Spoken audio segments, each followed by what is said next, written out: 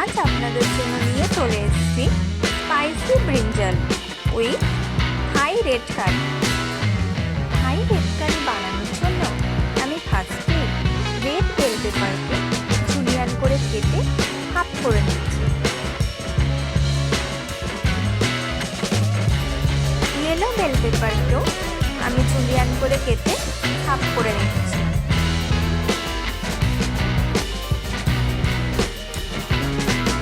Bell paper কাটা হয়ে গেছে, এবার আমি 3টে পেঁয়াজ কেটে নিচ্ছি।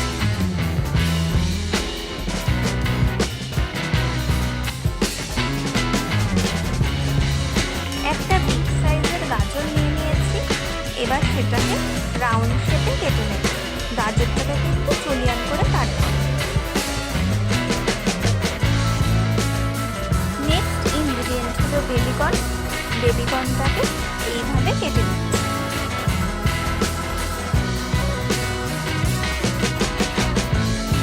কড়াইতে জল দিয়ে দিচ্ছি। জলে কিছুক্ষণের জন্য বেবিকর্নগুলোকে ভাপিয়ে নেব।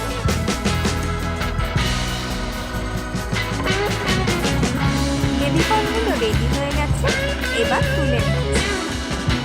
যেহেতু থাই কারি বানাবো তাই কড়াইতে দিয়ে দিচ্ছি 2 টেবিল স্পুন কোকোনাট অয়েল। দিয়ে দিচ্ছি কেটে রাখা গাজর।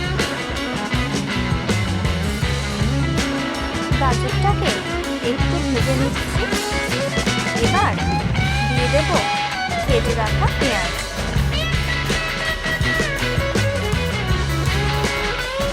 পেঁয়াজটাকে ভালো করে ভেজে নিচ্ছি।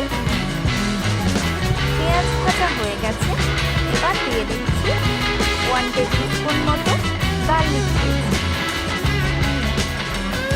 ভালো করে ভেজে নিচ্ছি। এবার অ্যাড করে দিচ্ছি red bell pepper, yellow bell pepper ও বেবিকর্ন। ভালো করে সব কিছু একসাথে মিশিয়ে নেব। আমি এখনো নুন দিইনি, নুন দিলে ক্রাঞ্চিনেসটা চলে যাবে তাই। দেখতেই পাচ্ছেন কোকোনাট অয়েলে ভেজিসগুলো আমি সটে করে নিয়েছি। এবার এর মধ্যে পরিমাণ মতো নুন অ্যাড করে দিলাম। এবার আবারও ভালো করে নুনটা মিশিয়ে নেব।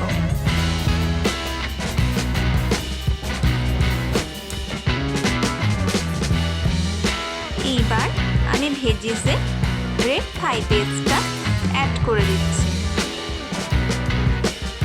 দিয়ে দিচ্ছি পরিমাণ মতো চিনি।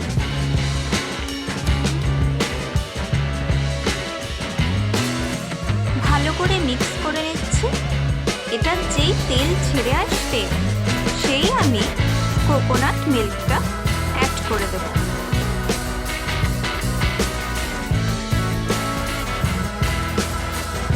এইবার আমি কোকোনাট মিল্কটা অ্যাড করে দিলাম, করে দিয়ে ভালো করে মিক্স করে নিচ্ছি।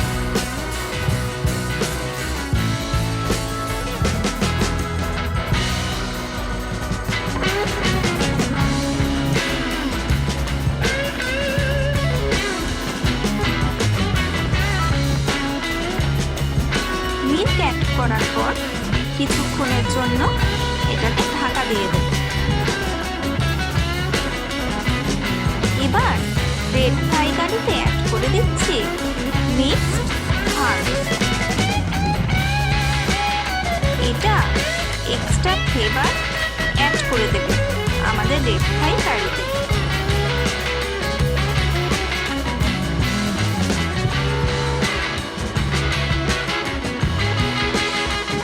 রেড থাই কারিকে আরো ক্রিমি বানানোর জন্য অ্যাড করে দিচ্ছি আমুল ফ্রেশ ক্রিম। এটা অপশনাল, আপনারা চাইলে স্কিপও করতে পারেন। এবার কেটে নিচ্ছি একটা বেগুন। বেগুনটাকে রাউন্ড শেপে পাতলা পাতলা করে কেটে নেব।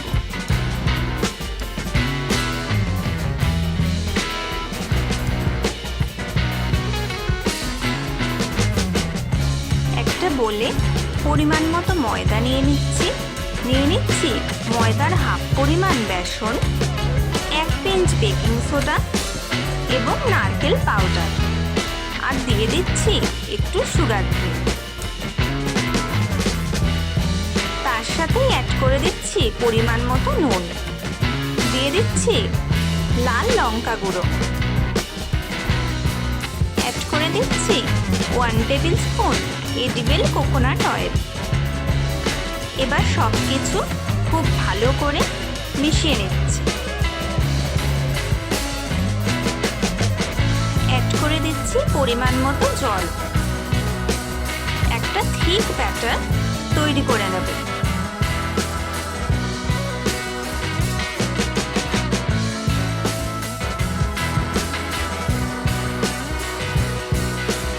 ব্যাটার রেডি হয়ে গেছে।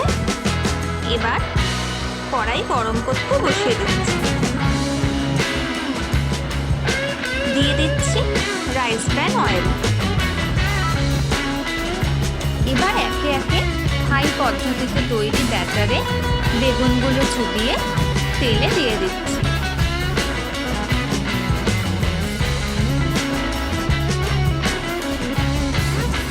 বেগুনগুলো অন্য সাইডে এবার ভেজে নিচ্ছি। ফ্রাই রেডি হয়ে গেছে। এবার এটাকে নামিয়ে নেব।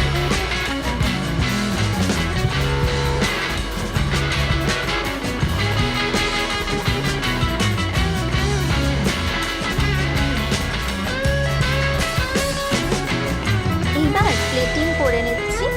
আমি একটু জেসমিন রাইস বানিয়ে নিয়েছিলাম, রেসিপিটা আপনাদের পরে শেয়ার করে দেব। এবার আস্তে আস্তে রাইসকে ঘিরে দিয়ে দিচ্ছি রেড থাই কারি।